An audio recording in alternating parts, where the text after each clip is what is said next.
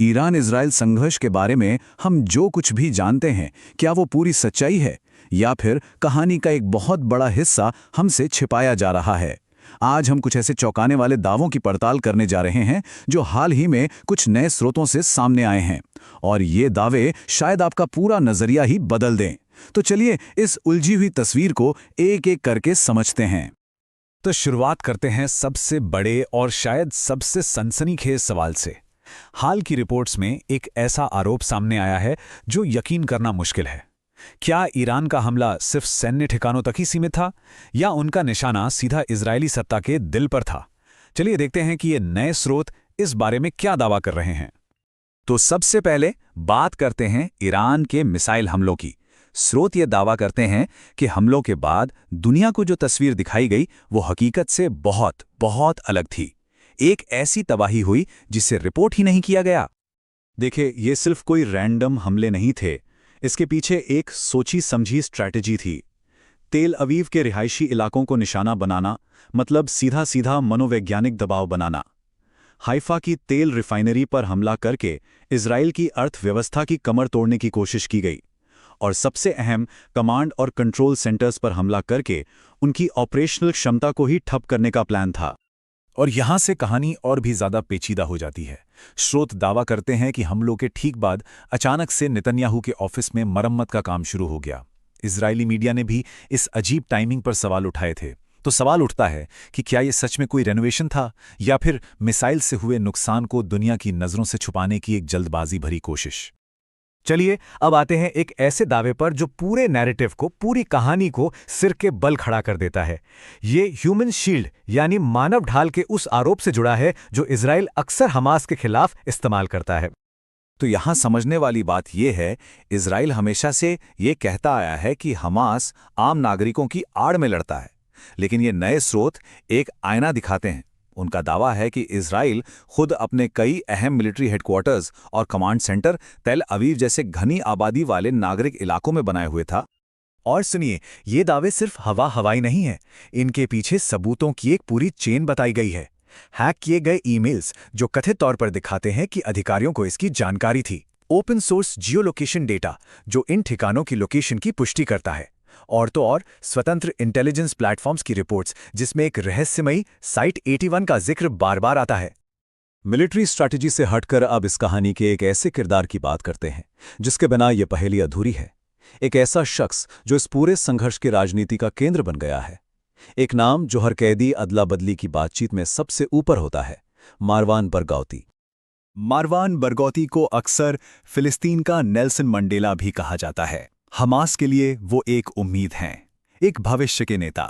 लेकिन इजराइल के लिए वो एक ऐसा नाम है जिसे वो किसी भी कीमत पर रिहा नहीं करना चाहते। उनकी कहानी में ही इस संघर्ष के राजनीतिक भविष्य की चाबी छिपी है। बरगौती की कहानी शुरू होती है बहुत पहले, जब वो सिर्फ 15 साल के थे और फतह आंदोलन से जुड़े।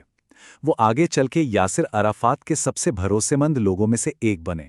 सालों से जेल में होने के बावजूद फिलिस्तीनी लोगों के लिए वो आज भी प्रतिरोध और उम्मीद का एक बहुत बड़ा प्रतीक है। लेकिन हाल ही में जेल की दीवारों के पीछे से जो खबरें आई हैं वो बेहद परेशान करने वाली हैं। उनके बेटे और हाल ही में रिहा हुए कुछ कैदियों ने आरोप लगाया है कि 14 सितंबर को उन पर एक जानलेवा हमला हुआ। कहा जा रहा है कि इस हमले में उनकी 4 पसलियां टूट गईं और वो बेहोश हो गए।